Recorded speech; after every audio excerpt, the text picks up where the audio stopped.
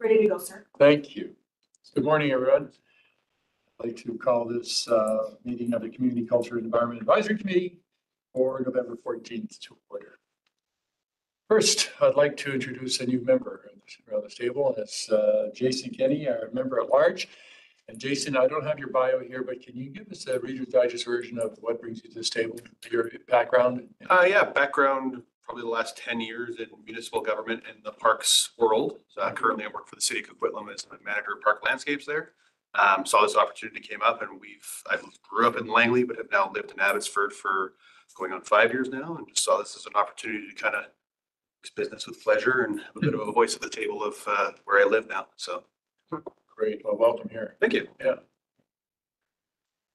All right. Let's take care of number one. Number two, we have adoption of agenda. Motion to adopt the agenda.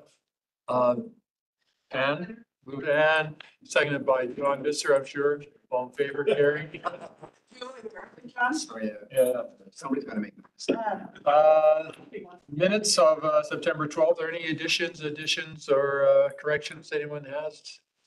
If not, I'll entertain a motion to adopt minutes. Peterson. Stan, seconded by Laura. Welcome here, Laura. Thank you. All in favor, carried. Presentations none, but we do have a delegation, and I'd like to welcome Bob Singleton to this group. Bob, as some of you may know, is the voice of the air show for many years, and even a radio broadcaster, I believe. But that'll become apparent very soon when he begins speaking again. Yeah. All right. Bob, welcome here. Thank you very much, Councillor Lowell. Morning, everybody. Good to be here. I am Bob Singleton. My home, for the record, is unit number 1 at 33,000 Mill Lake Road. This is the 20-unit townhome complex known as Shoreline Estates that was developed back in 1983-84 on the northeast shore of Mill Lake. Has everybody kind of got an idea where that is? It's been there a long time. We're having our 40th birthday dinner at the end of this month. There are no original members of that community still there, but there are a few of those units that have been passed down in families over the years, and the names are still the same, but the people are different. But I think there's 2 of those there. So we have other people who have been there now for 20 to 25 years. So I came to the Abbotsford area in 1964 as a disc jockey.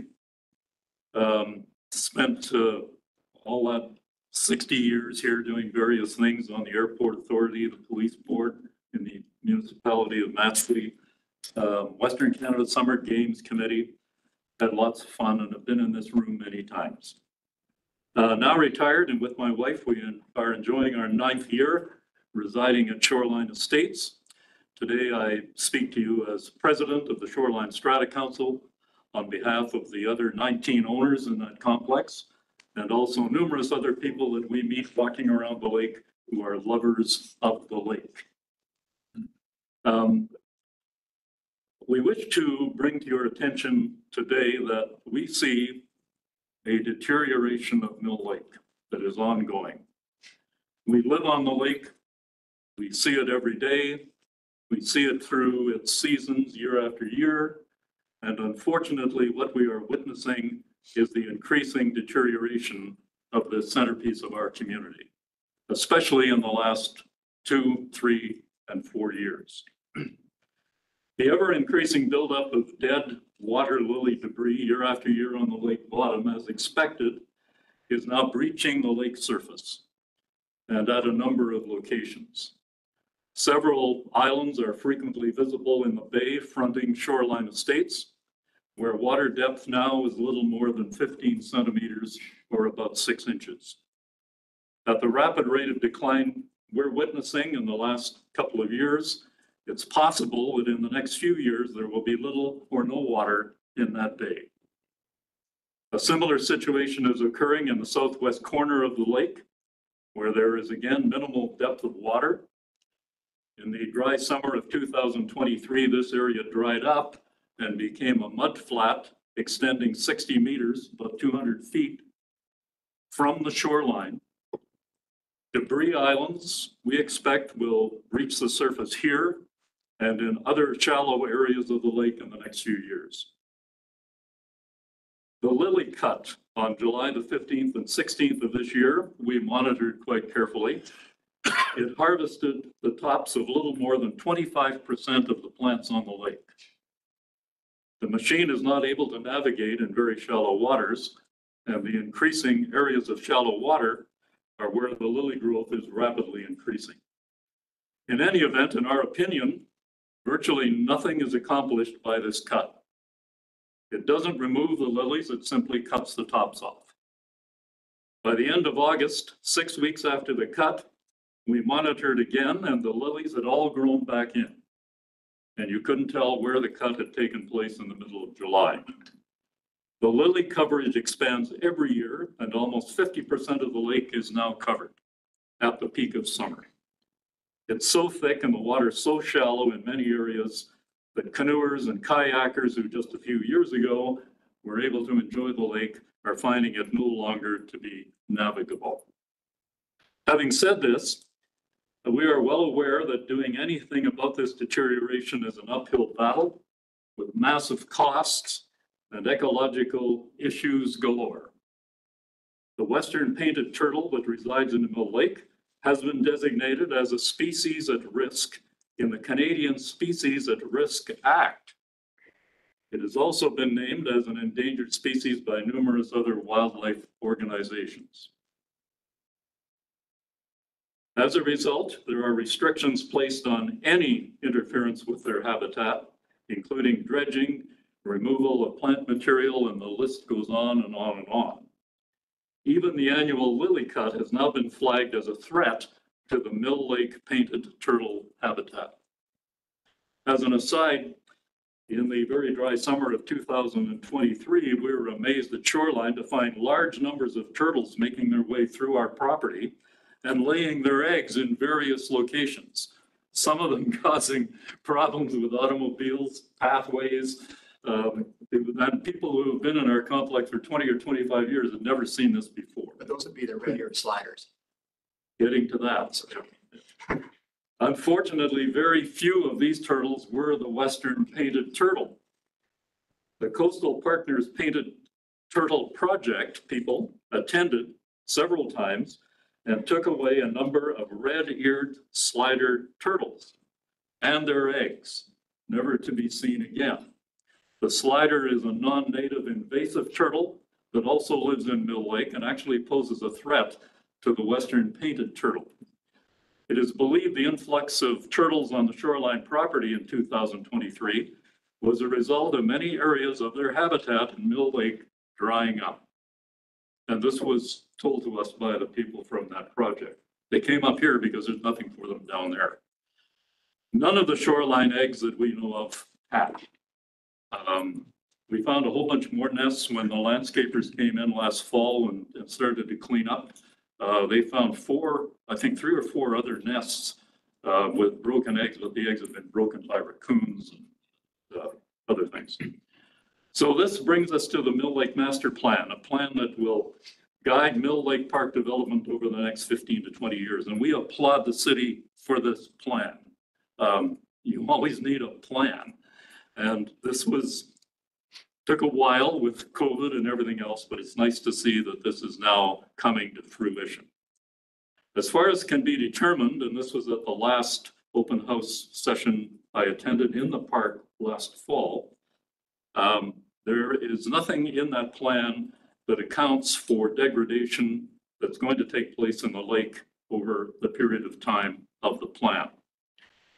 Given the deterioration we've seen over the last 2, 3, 4 years, it's expected that increasing amounts of lake will begin to disappear and or become seasonal swamps of water lilies and decaying water lily debris. This includes the bay in front of Shoreline Estates, the area behind and in front of the boardwalk, and the large area south of the old railway trestle pilings. These 3 areas have minimal depth of water now and previously dried up in the summer of 2023. Ongoing deterioration of the lake will also negatively affect some of the proposed projects outlined in the Mill Lake Master Plan. Shoreline Estate strata councils have written numerous letters to the city outlining our concerns for the future of Mill Lake. This goes way back beyond presidents of my time. The response always centers around the western painted turtle, species at risk designation, and we are told that really very little, if anything, can be done. Frankly, we believe there have to be ways to sustain a lake of the size we have in the center of a city the size of Abbotsford. This won't be easy, but as a start, might we suggest 3 things that maybe this committee can recommend to City Council to get this started? Number 1, end the annual Mill Lake lily cut, which does nothing to reduce lily growth or density and may even accelerate it. It's also been flagged as a risk to the western painted turtle habitat. Number 2, upgrade the lake outfall near Carrington House and monitor water levels diligently to allow for a consistent water level in the lake. And number 3, encourage City Council to study Mill Lake and seek methods that can be undertaken to curtail its deterioration so that this beautiful centerpiece of our community will be with us for all to enjoy, not just for 15 to 20 years of the master plan, but for years beyond. Thank you. Thanks, Bob. Any The questions? table's open to any comments or questions from the committee. Okay, I'll start, I guess, if that's all right. Just Sure. the of particular interest to us with the Fraser Valley Conservancy is, and I'm sure you've talked with Joanne and some I of our may not staff. have myself. Oh, okay, we have been contacted indirectly, but during the master plan process, the workshops and so on, and public engagement, there was some discussion about the outflow and even the potential for it. There's correct me if I'm wrong, but there's an opportunity there. There's I think 1 or 2 properties that would be engaged in creating like a daily outflow that would be more sustainable in terms of improving the water quality of the lake. And that was something that we tried to get into the discussion during the process, but it really never went anywhere. And I'm wondering if there's any, have you seen anything or any movement in that area? Well, I really haven't seen anything since last fall. Okay. When they had the open house sessions in the park. Sure, yeah. And I questioned numerous people at that time about several things, and really there were no answers. Because without and Wilband has similar problems, much bigger, of course, but the idea that water movement is essential, and there's just not enough of it, and it's getting worse. It's actually amazing. The water is the quality isn't that bad. My wife and I kayaked the lake in August, and the actual water quality seemed to be not bad at all. Yeah. There's a lot of scum and stuff, but the outfall doesn't seem to be consistent there. That's correct, yeah. In the year when 2023, where we had all the drying up of the lake, when it started to rain at the end of October, for 2 days, I mean, there's all these dryers in the lake and water was running out. Sure. Like, we were saying, what the heck? We got to fill up the lake, and in 2 days of rain, we're draining the lake. Yeah. So it's not consistent to us, and we're looking at it all the time. Yeah. So, I think as an from an environmental perspective, anything we could do to that lake, I think would be a benefit to the whole city. Absolutely. And I don't see that you're saying it's a significant cost. well, it's a significant cost if you can ever get to that point. Yeah. The ecological stuff all comes before that because they're saying you can't do anything. So, Yeah, and we've identified the species at risk there, not just the painted turtle, but a few other species. I mean, the guy who does the lake cut says he has a dredge. And we said, well, good luck with that, because, he said, I could dredge this thing. Yeah. And your lilies would be gone. And well, that's a long, long way down the road, if ever. Yeah. So, in terms of, like, you've got these 3 points, and lily cut, outfall issue, and the city study. What do you think would be like a solution to all of this? Is there a path? I don't see a clear path given the restrictions on what you can't do with the lake. That's, I mean, dredging is the logical thing. I mean, forget about poisoning and all that kind of stuff. But dredging, anything we want to do with the lake bottom. I mean, we talked about perhaps taking individual areas of the lake and in 1 year you clean up that corner, but you still can't do that under this designation. So I don't know what the path might be, but I think we need to look. I mean, I just can't imagine that lake being left to deteriorate. I mean, this doesn't.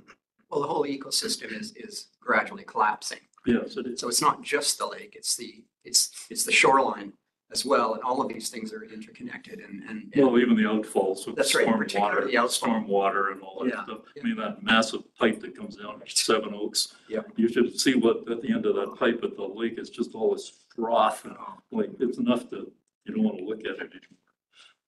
So, Anyway.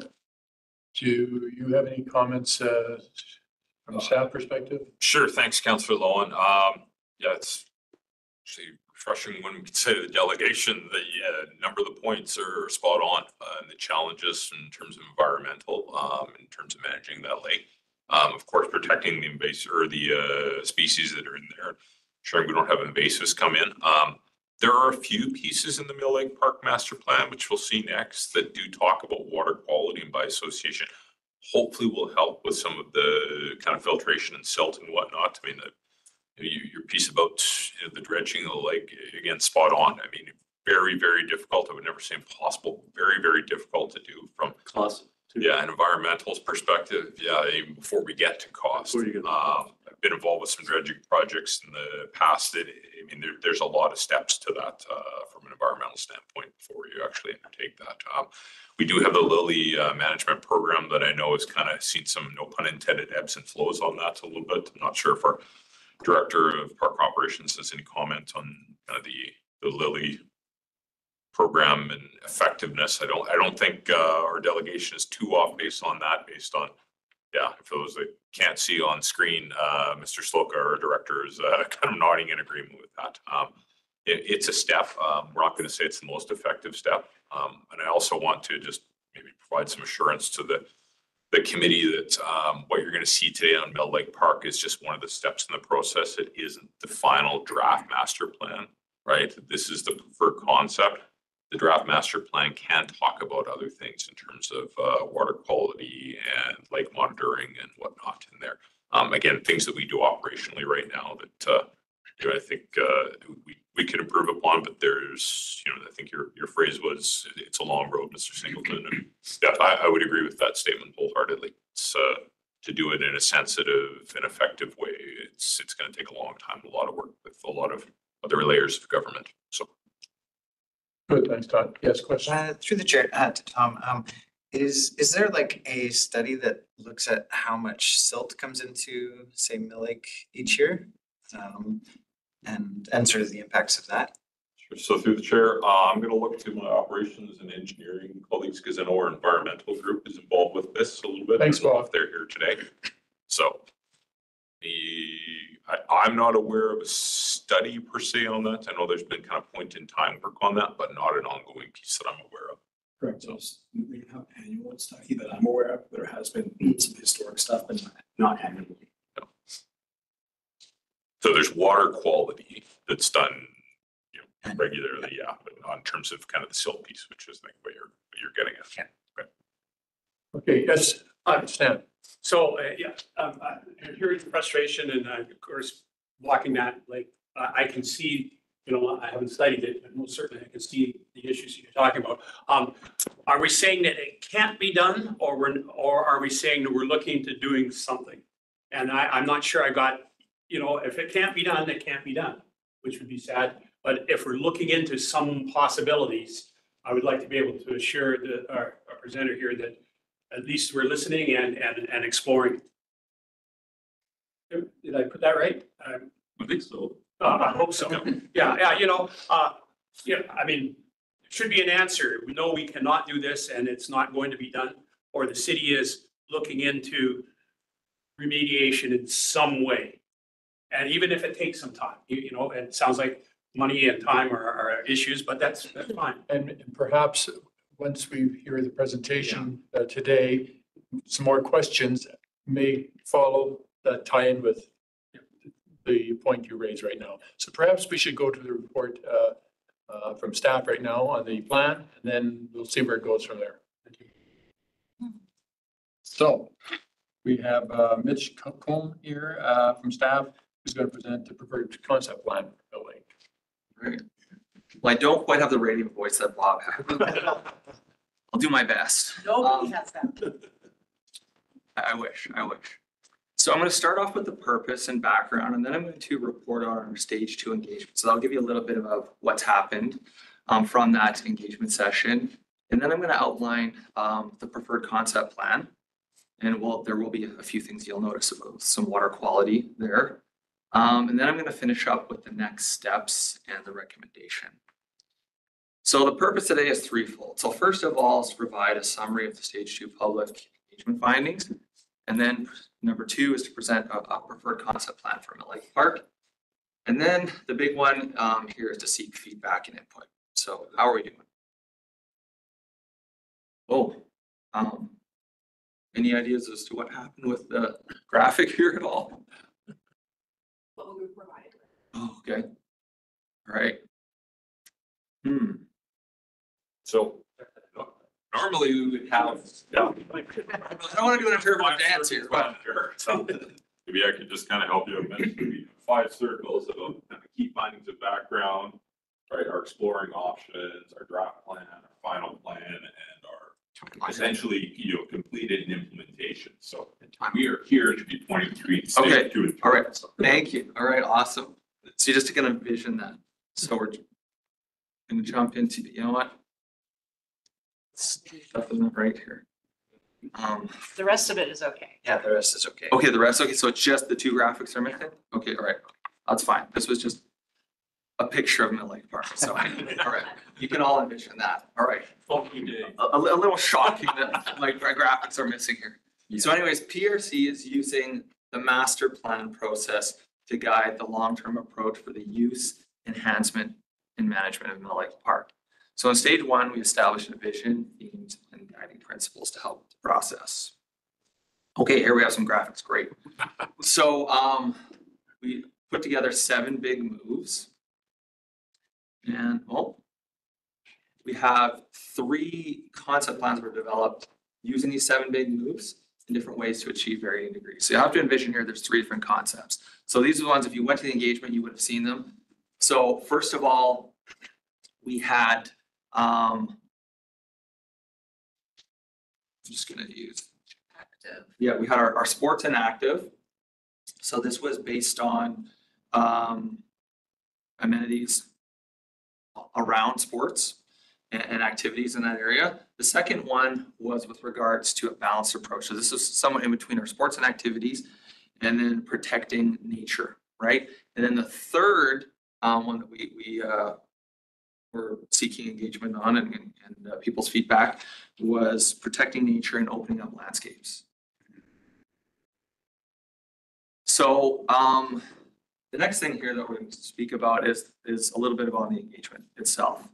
So staff was out in the fall of 2023 and we used both online and in-person methods. So first of all, for our online methods, we received roughly about 1,100 surveys. And for our in-person methods or open houses, we had two events and we had roughly about 500 attendees. So very well engaged. So we had a lot of feedback. So now I'm going to walk you through the public engagement itself. So you have 3 main categories. So the first category is our written comments, and that's both online and in person. Then we have part 2, which is our survey responses about the 3 concept plans. And then we have part 3, which is specific theme survey questions about particular park elements. So our first stop in the engagement realm here was our written comments summary. So the top 5 most discussed topics and corresponding takeaways were number 1, the boardwalk. So we heard from people that there's strong community support to maintain and improve the boardwalk. Number 2 was the pool. There's a strong desire to keep the pool or improve it. Number 3 was parking and access. So parking solutions must consider a variety of factors, and I'll get into that later. Number 4 is ballparks. So ball diamonds are a priority in Abbotsford for people play, and there's a desire for better facilities. And number 5 was paths and trails. So safety and maintenance are prominent concerns, and widening the path may address some conflicts between our various user groups. So the next component to our public feedback was survey responses for the concept plans themselves. And what we found out was there was no clear preference for any one of those 3 concept plans. So I guess we didn't need the pictures. But what people did comment on was specifically about their favorite park elements, activities, and amenities. So does that essentially mean they were picking and choosing between elements of each plan? Essentially, yeah. That's Okay. people like, I like this, and so that's kind of the feedback that we got. We're gonna give Mitch a 10-second pause here and just pull up the version with the animations and photos in there. Beautiful. All It right. has some very effective animations that, Yeah. yeah, will come across better in a physical presentation than they would have online. Yeah. My interpretive dance isn't very good anyways. It's the PDF. Yeah, PDF's great. Could be. Yeah. PDF's great. Yeah. PDF's great. Yeah. So through the chair, our apologies to the Yeah, no problem. committee. We're entertained. All credit to Mitch. Yeah. All credit to Mitch. Yes. The graphics make it better. Oh, yeah. If I had a radio voice, then it would maybe offset that, but.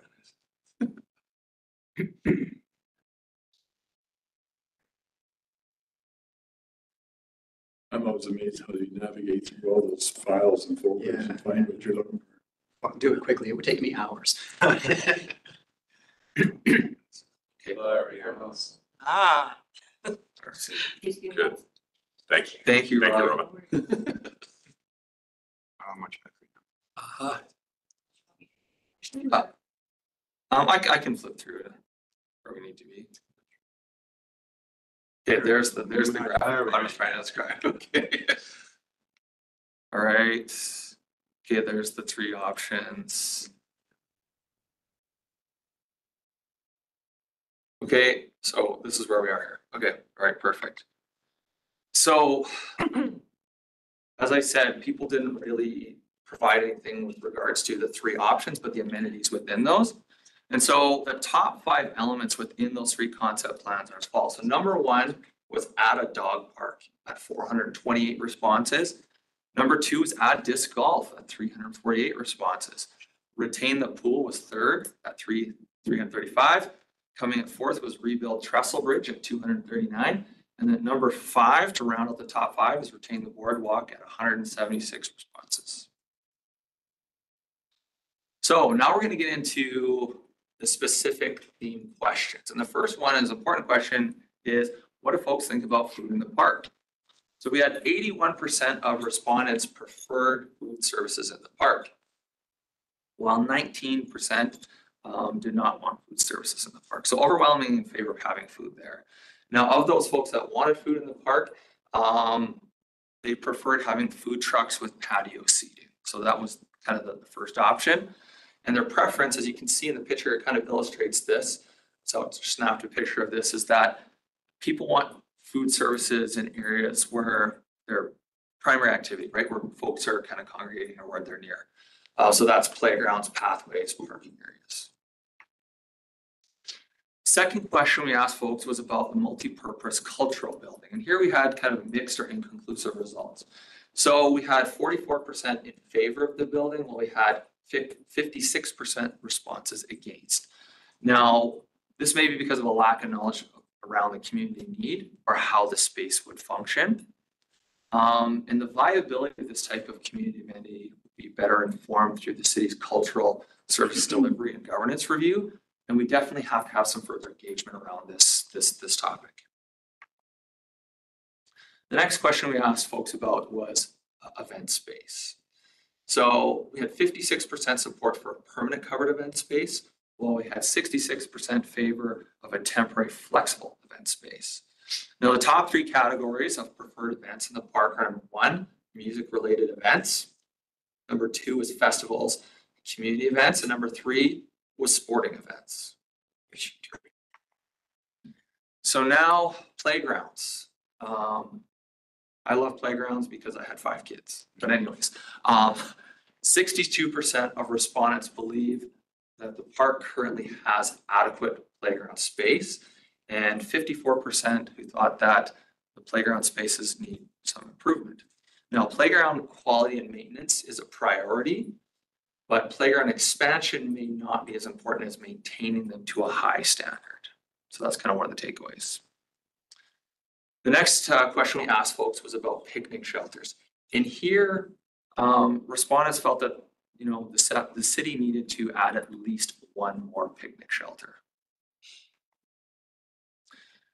We also asked folks about providing a fenced off-leash dog area.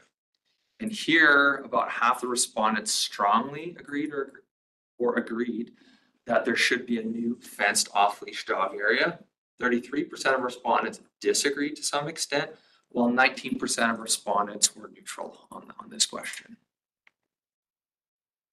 For walking and bike path compatibility, there was a consensus between cyclists and pedestrians that, hey, we can share the path if it's wide enough, or otherwise separated paths work fine too.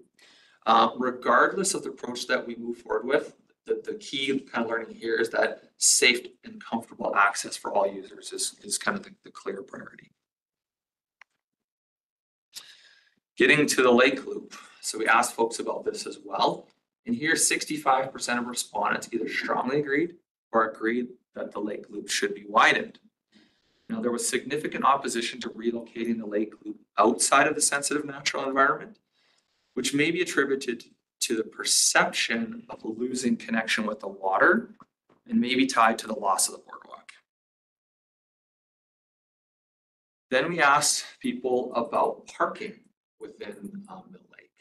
Here, about half of the respondents disagreed that there's enough parking in the park. And this wasn't surprising because about 3/4 of the folks that come to the park drive to the park.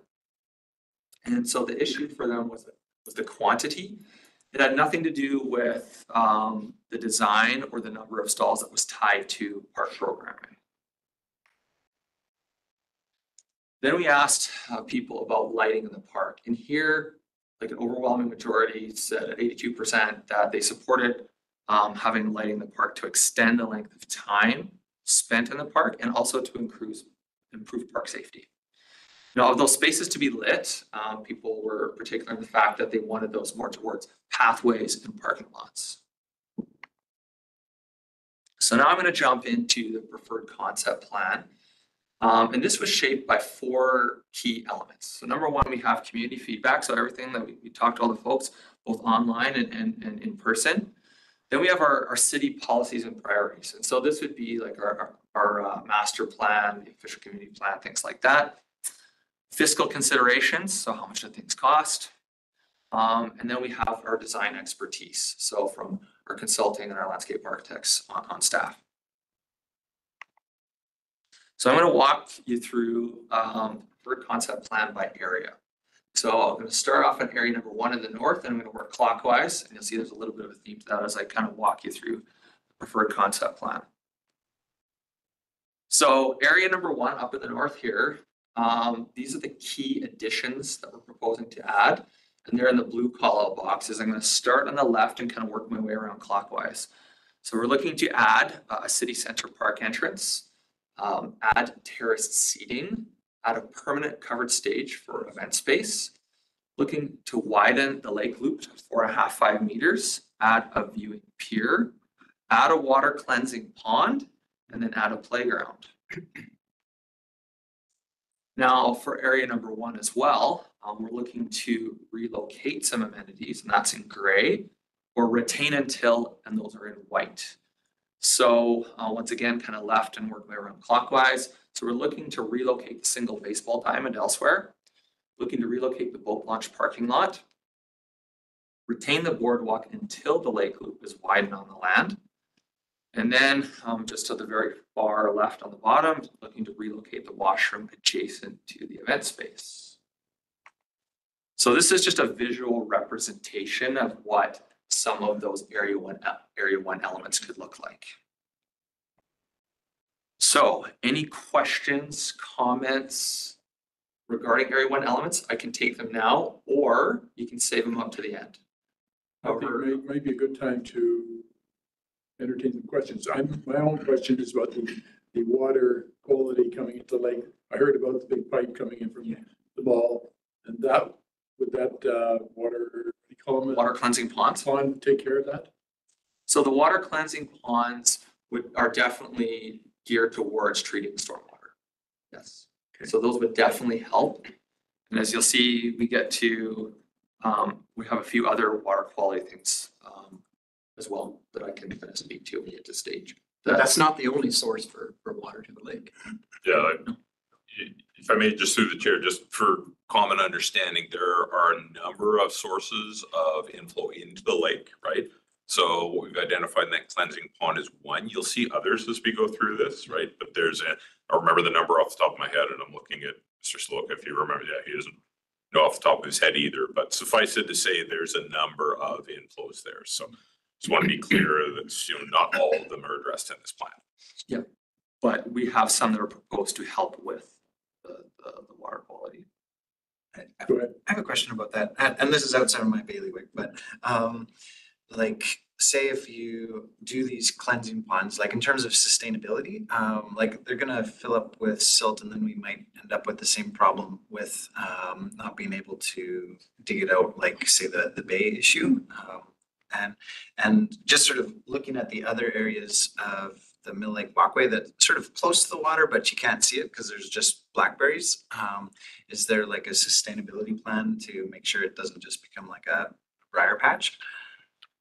So maybe if I can, again, through the chair, I think that's the opportunity we're looking forward to, is introducing these new elements and working before they become entrenched as turtle habitats or other kind of environmentally sensitive areas, is work with groups like the Ministry of the Environment to say, here is the plan to actually maintain these on an annual basis, right? Silt removal, like I'll call it kind of micro dredging in some of those smaller spaces. So we have clarity at the start on the intent of those and how they're going to be managed over time. So we're not just simply, frankly, extending the problem into other areas with water, right? They'll still look and appear as natural areas with associated vegetation. They're not kind of meant as most respect to my engineering colleagues, as engineering infrastructure, which, may be a little stark in other areas of the community. Yeah. These are meant to all, replicate a natural area, but serve also the water filtration function. So. Aaron, did you have your hand up? Okay, thanks. Any other comment? Yes, Jason? It might be early on in the process, but in terms of irrigating these spaces, I know you're talking about terraced event space. Is the plan to irrigate that to keep it green and usable year round? So yeah, through the chair, I'll maybe just touch on that briefly, that as water conservation becomes a more critical issue, we're pretty conscious of that. It doesn't mean there's no irrigation plan for the space or any of our other kind of parks in the coming years, but we're increasingly mindful around how we draw that water into irrigation. I think everybody's aware that, we move directly into stage water restrictions. Through the chair, this year we remained on stage 1, yeah. But previously we have done stage 3. Yeah. Depends on the given year. Yeah. So to Mr. Coney's point, like with that fluctuation and knowing that we need to kind of preserve that water as a precious resource, we're pretty conscious of drawing on that for irrigation. Doesn't mean it can't be done through other means, whether recirculation or other water sources, but we're certainly not saying let's kind of irrigate everything and draw further on the water resources we have. So. Okay. Thank you. All right, go ahead. You did. Right. Yep, please.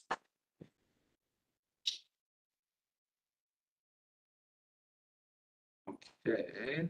All right. So preferred concept area 2. So this, just to frame your reference. So this would be kind of in this is the southeast corner. So you've got Ware, framed by Ware and Bevan. All right, so just to kind of frame where we are. Once again, so the additions are in blue and the retain are in white. I'm going to start on the left and work my way around clockwise.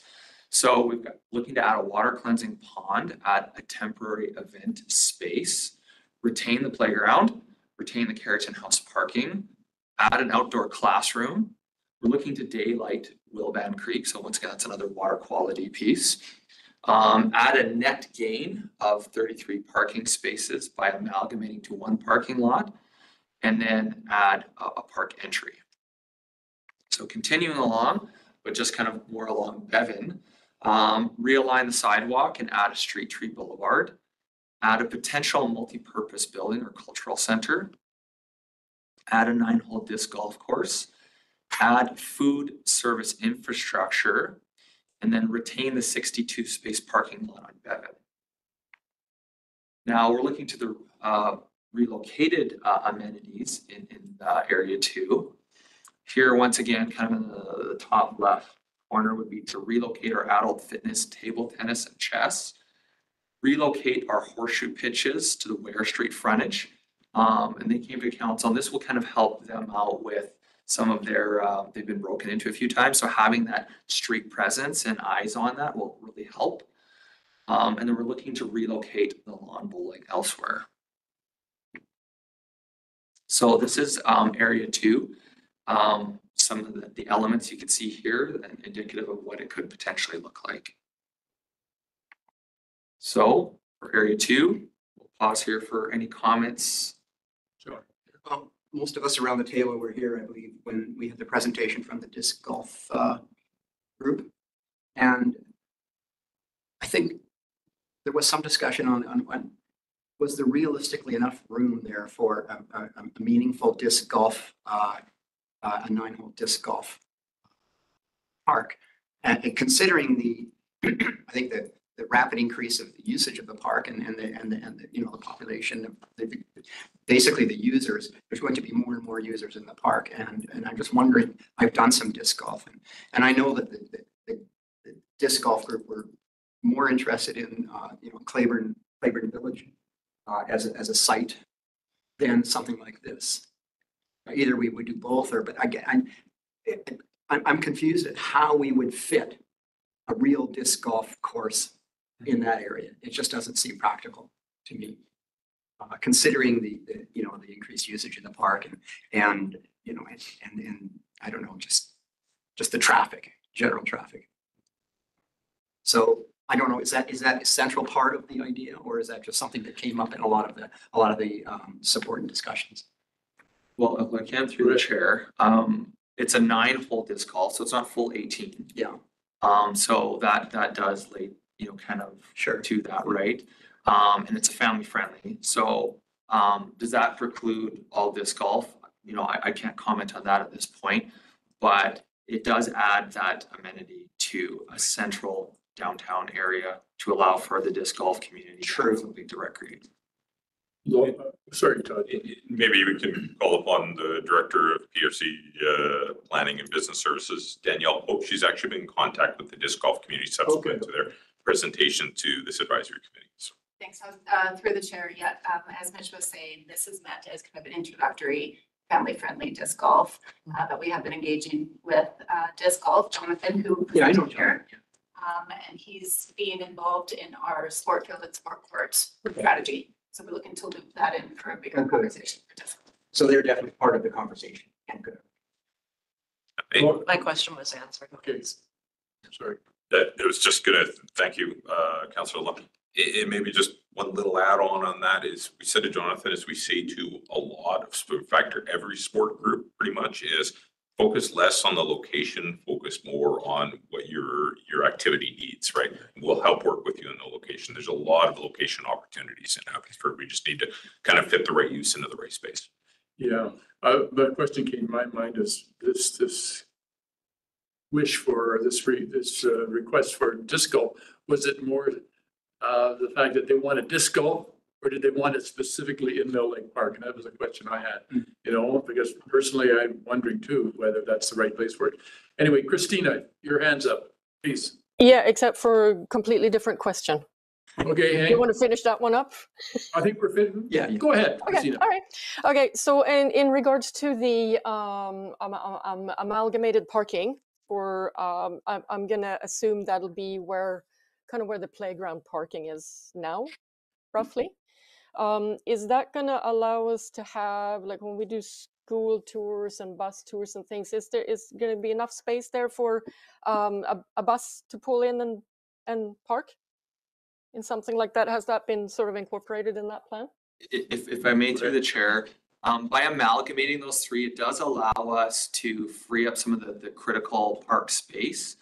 But it does allow for some more, that does add a net gain of parking and a little more room. So as that's redesigned, those are things to take into consideration for sure. So, yeah, good question. So, And maybe I can just kind of add to that, just in terms of the planning process, just for the committee's awareness, this is the master plan, right? There's a whole other layer of detailed planning.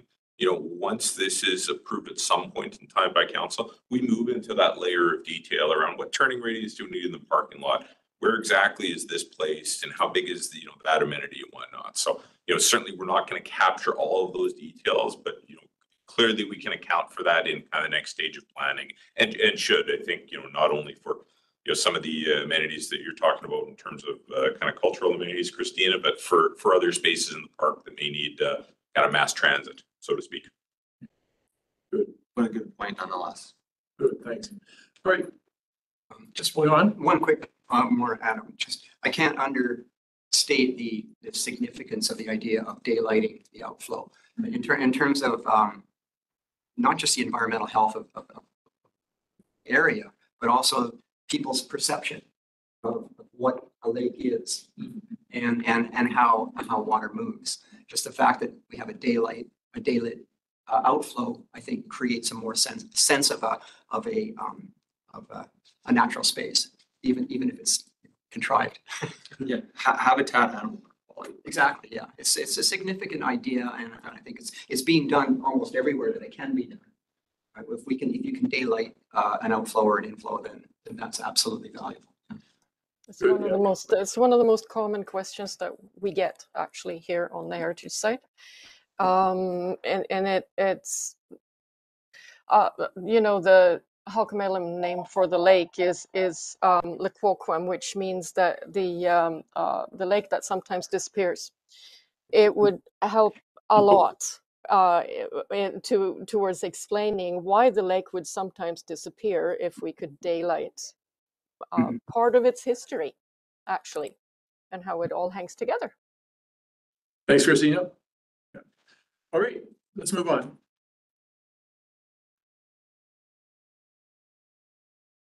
Okay, thank you.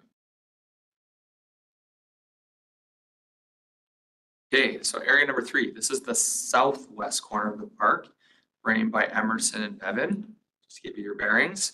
Once again, additions are in the blue callouts, and I'm going to work my way up the top, kind of around clockwise. So we're looking to add a new townhouse site entrance, add an outdoor classroom in the northern forested area, add an interpretive signage for the trestle bridge, add a communal picnic shelter, widen the lake loop, once again, that 4.5 to 5 meters, add 25 street parking spaces down near the the proposed new off-leash dog area, in the forested area down there, just off Bevan. And then we're looking to expand the spray park and playground. So for preferred concept 3, retain is what's in white. We're looking to retain the baseball diamonds, but we're also looking to reconfigure and expand that parking as we move forward. And once again, as kind of mentioned, this is a 20-year plan. So we'll look into that as we kind of get into stage 3 and so forth. We get more into the details. We're also looking to retain the pool as well. So I heard from folks that was important. So these are just some key visuals for area number 3. And we'll pause there for some questions on area number 3. Through the chair, when I was young, there was a parking spot right up in the northern forested area, and that was sort of deactivated. Is there,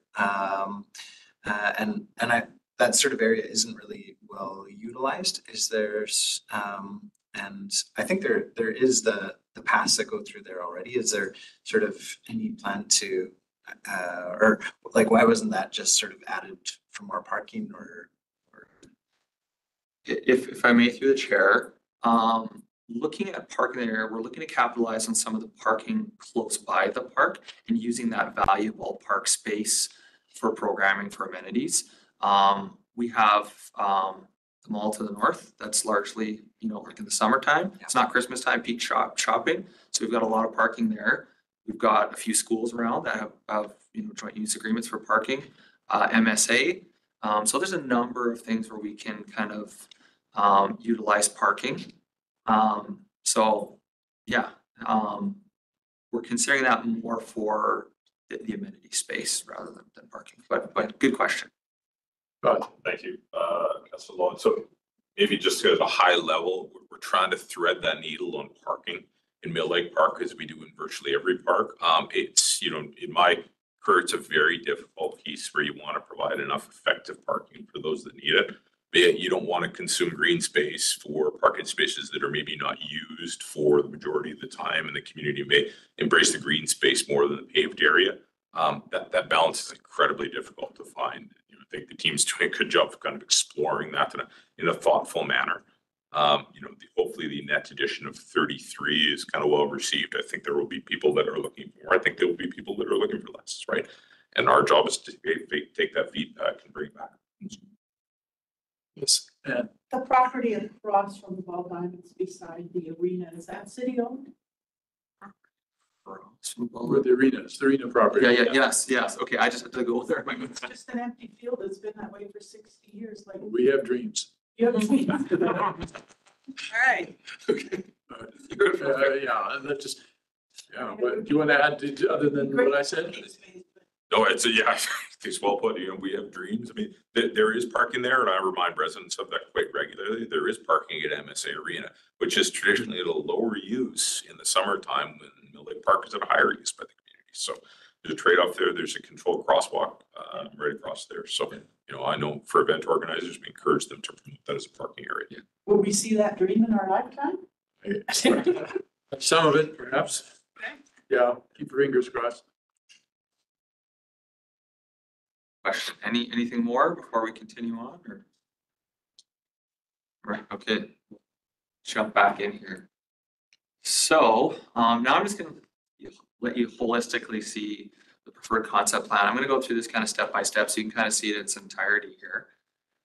So this is just as the base layer. You can see in yellow, that's the new upgraded pathways. I'm going to add on, here's a proposed new amenities and infrastructure in blue, followed by our relocated amenities and infrastructure in gray.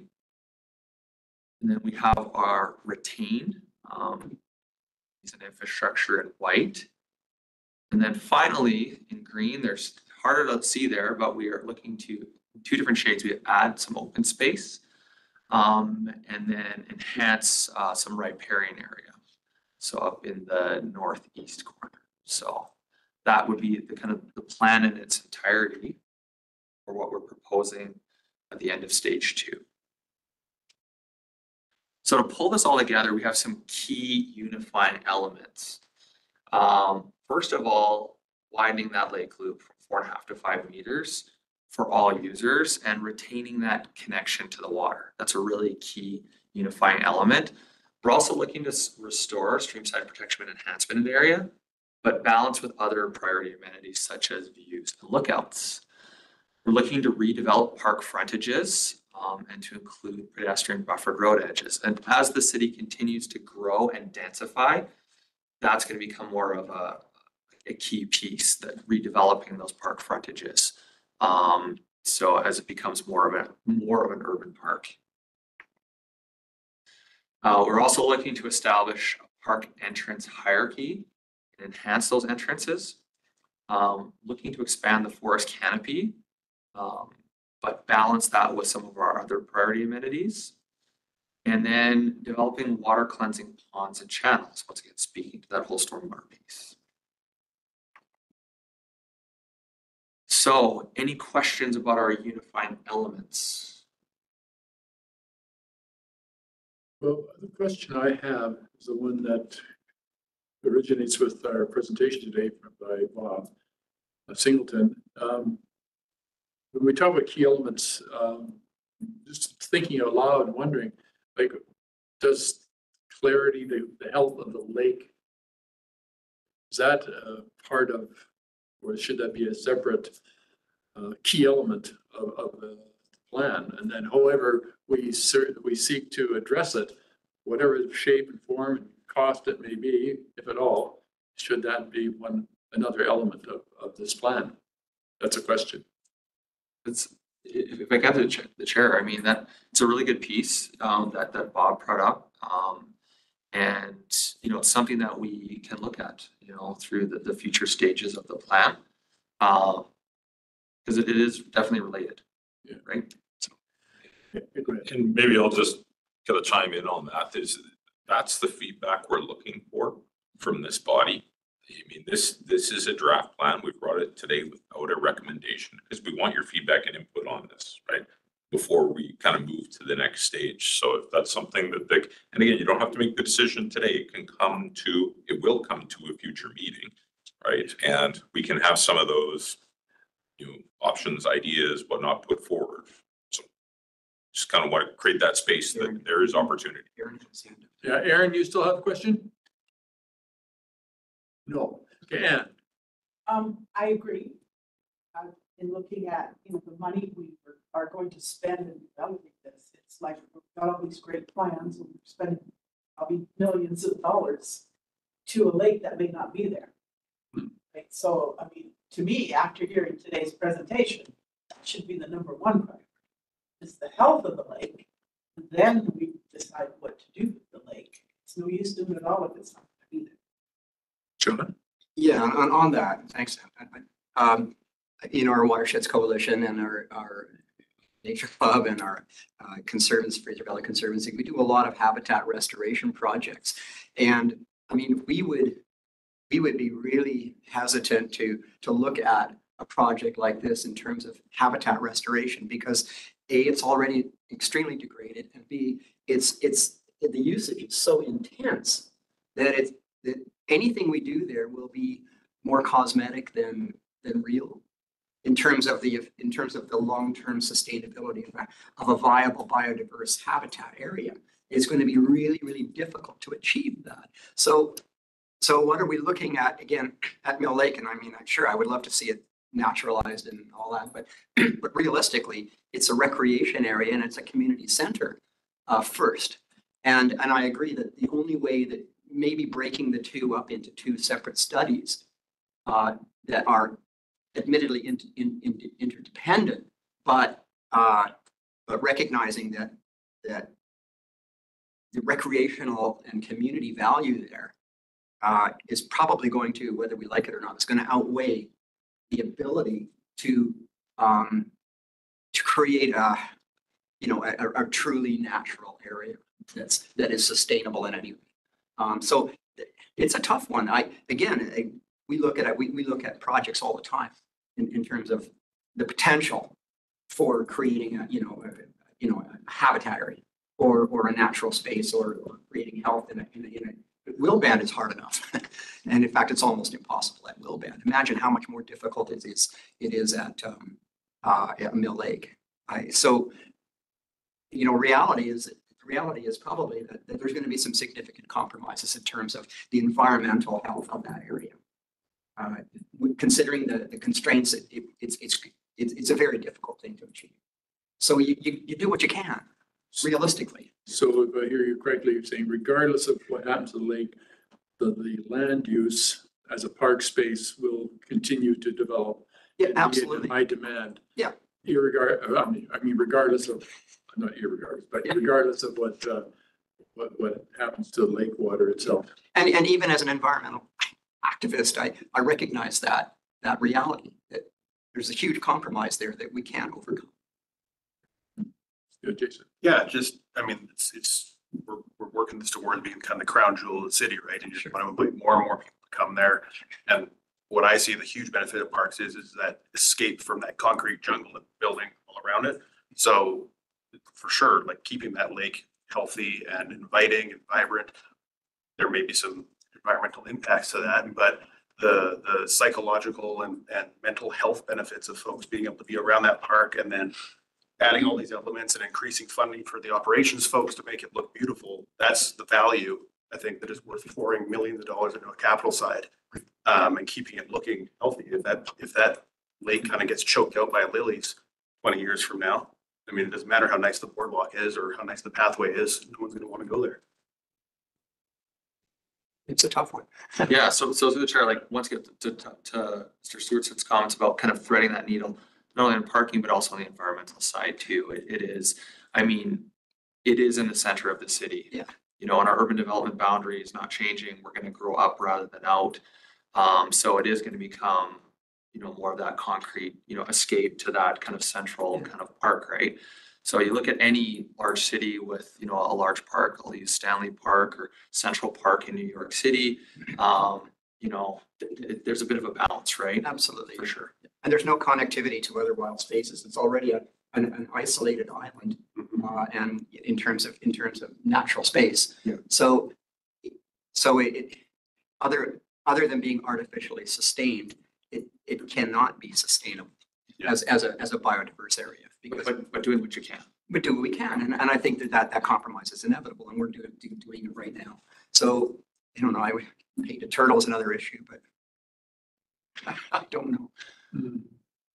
Thank you. Yeah, Todd. Can I maybe just through the chair kind of summarize what we've heard, just so we can get a little direction and kind of start turning this through our minds? Is, you know, we're hearing about like the full restoration, you know, the full intent of that word is probably not an achievable piece, but I want to pick up and put it in big bold capital letters, because Mr. Singleton, as the delegation, kept using the word deterioration, right? So, you know, maybe we need to work that language a little bit to see how do we put a message in there on that unifying element about water cleansing and whatnot, linking it back to trying to slow the deterioration. You know, again, to the feedback that I'm hearing, it's not that, you know, in an urban area, in a growing community, we may never be able to fully halt the deterioration, but how do we actually do the most effective job of slowing that to, you know, the snail's pace, if we can, so to speak.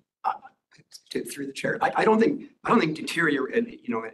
continued deterioration is necessary. I think we can halt the deterioration, but just look at it, go in a different direction in terms of perhaps not emphasizing natural habitat, but sustaining an artificial habitat, because that's what it really is. It's an artificial habitat, and supporting an artificial habitat that allows people to, at least at a superficial level, experience something other than the concrete built environment. And I think that's the best we can achieve there. So perhaps that kind of, and then, you know, cleaning up the lake, right? Whether it's going to have to happen in some way or form. But it doesn't have to continue to deteriorate. It just changes. We have to just change what we call it. You know. Aaron, your hand's up. Go for it. Thanks. Sorry, Mitch, if I missed the specific description here, but to Stan's point about the presentation that we saw today and what kind of response or what kind of actions are being taken or won't be taken, the mentions there several times, Mitch, you've mentioned in different parts of the projects, water, I want to say purifying. Todd mentioned it just now. What's the phrase? Water cleansing ponds. So is that something that will or is intended to accomplish part of the objective that the presentation addressed earlier today in terms of the lilies, the cleanliness of the water, the navigability of the water, if that's a word, for canoers and kayakers? Are those pieces related or not at all? If I can through the chair, yes. Obviously, helping with stormwater to help with water quality, which will have a relationship to the overall environment. But what we've kind of heard today is, you know, what else can we do, you know, to help out with degradation and making that a focus. But yes, Aaron, that's, you know, it is definitely linked. Okay, sorry, I just didn't hear if that was explicitly stated, but I did. But I'm hearing also that the presentation from earlier is encouraging us to go over and above those pieces and seeking new and additional solutions. I understand. Thank you. Okay. Thanks. Any other questions? Where are we in your presentation? Maybe. We're almost done. We're almost done. Go ahead. Okay, so next step. So we've just kind of completed stage 2. I went to council and they've allowed us to move on to stage 3 of this 4-stage planning process. And so that's the draft master plan process. And so our immediate next steps are broad community engagement through the Let's Talk Abbotsford platform. And we're looking to revise and refine the preferred concept plan based on the consultation. So from things that we've heard today, and as we hear from folks on Let's Talk, and we'll continue to refine it and tweak the plan. And we're going to also move into our stage 3 draft master plan work as well. And so with that, I'll conclude the recommendation is we don't have one. Question, Mitch, a question. Does it come back to this table again, the draft plan? We will be coming back to this. Okay, that's good. Yeah, so we'll have another crack at this. Thanks so much, Mitch. Thanks, sir. Stan. A comment, I think this is, I congratulate the city for taking this on.